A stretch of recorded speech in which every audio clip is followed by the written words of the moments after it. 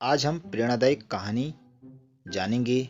कहानी का शीर्षक है जीवन में सबसे बड़ा धर्म माँ, यानी माँ से बड़ा कोई धर्म नहीं है। सर्दी का मौसम था। चारों ओर कोहरा छाया हुआ था। हल्की हल्की बारिश लग रही थी। अंधेरा होने ही वाला था। एक 20-21 साल का जवान लड़का एक जूते चप्पल वाले की दुकान में गया। उस लड़के की वेशभूषा देखकर ऐसा लग रहा था कि वह गांव का रहने वाला है।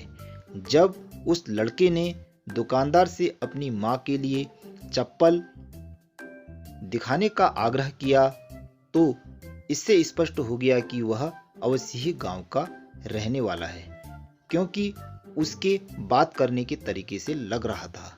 दुकानदार ने कहा, क्या आपकी माँ भी आपके साथ आई हैं? उन्हें बुलाइए, मैं उनके पैरों की नाप लेकर ही चप्पल आपको दूंगा। ऐसा सुनकर लड़के ने जल्दी से अपनी पैंट की जेब से एक कागज निकाला और वह कागज दुकानदार को दिया। उस कागज में लड़के ने अपनी कलम से माँ के पैर के निशान टेढ़े मेढ़े बनाए थे। दुकानदार ने कहा, यह क्या है? इसमें तो मेरी समझ में कुछ नहीं आ रहा है, तो मैं किस हिसाब से चप्पल दूं? दुकानदार की ऐसी बात सुनकर लड़का भावुक हुआ। उसकी आंखों से आंसू निकलने लगे। ऐसा लग रहा था जैसे किसी नदी का बांध टूट गया हो, और कहने लगा, मेरी माँ ने आज तक चप्पल नहीं पहने हैं। उसने मुझे पढ़ाने के लिए दिन रात मेहनत की। रास्ते में पड़े कटीली झाड़ियों की भी परवाह नहीं की। जितना पैसा उसने इकट्ठा किया मुझे पढ़ाने में खर्च किया, और आज जो तुम मेरे पैर में जूते देख रहे हो, यह जूते भी माँ की मेहनत की कमाई के हैं। माँ ने मुझसे कहा, बेटा तू पढ़ाई कर और एक अच्छी नौकरी में लग। अभी तेरा जरूरी है यह जूते पहनना, मेरा नहीं। अब मैं नौकरी में लग चुका हूँ। आज मुझे पहली सैलरी मिली है, इसलिए मैं अपनी माँ से मिलने जा रहा हूँ। रास्ते में सोचते हुए आया कि मैं माँ के लिए क्या लेकर जाऊं।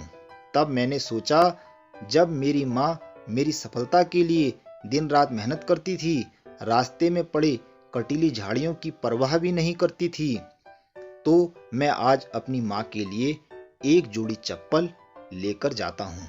क्योंकि नाप तो मुझे मालूम नहीं है, लेकिन मैंने अंदाजे से इस कागज में पैर की नाप बनाई है। इस हिसाब से मुझे चप्पल दे दो।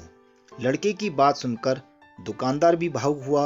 उसने जल्दी से चप्पल निकाले और लड़के ने पसंद किए।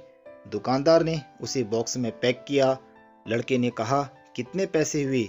दुकानदार बोला, 500 रुपये। फिर दुकानदार सोचने लगा, पता नहीं कितनी सैलरी इसे मिलती है। उससे रहा नहीं गया। उसने लड़के से पूछा, आपको कितनी सैलरी मिलती है? उसने कहा, अभी मुझे 7,000 रुपये मिलते हैं। इन रुपयों में से कमरे के किराए और खाने में खर्च लगाकर 4,000 रुपये महीने का खर्चा आ जाता है।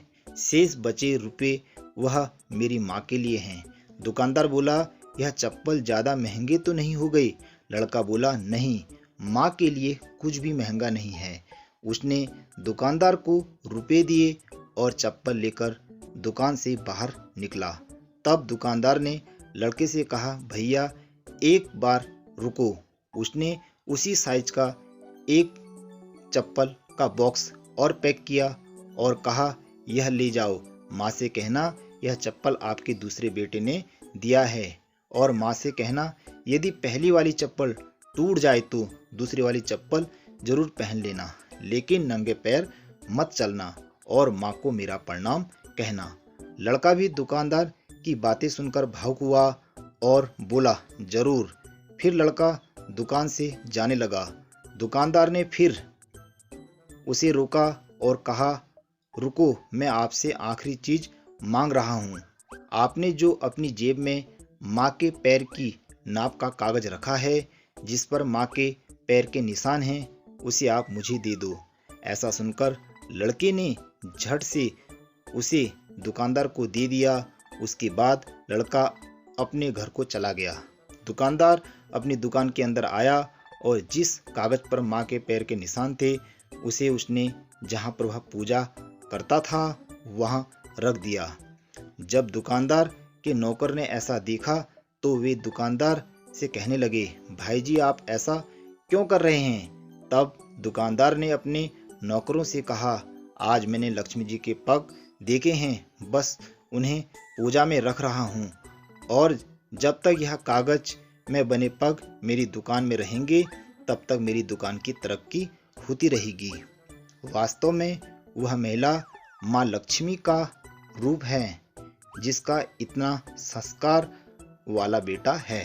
दोस्तों, इस कहानी से हमें सीख मिलती है कि इस जीवन में माँ से बड़ा कोई भी धर्म नहीं है, इसलिए हमें माँ का सदैव सम्मान करना चाहिए। अंत में सभी दोस्तों से निवेदन है कि प्लीज़ मेरे चैनल को सब्सक्राइब, लाइक और शेयर अवश्य कीजिए। Thank you very much.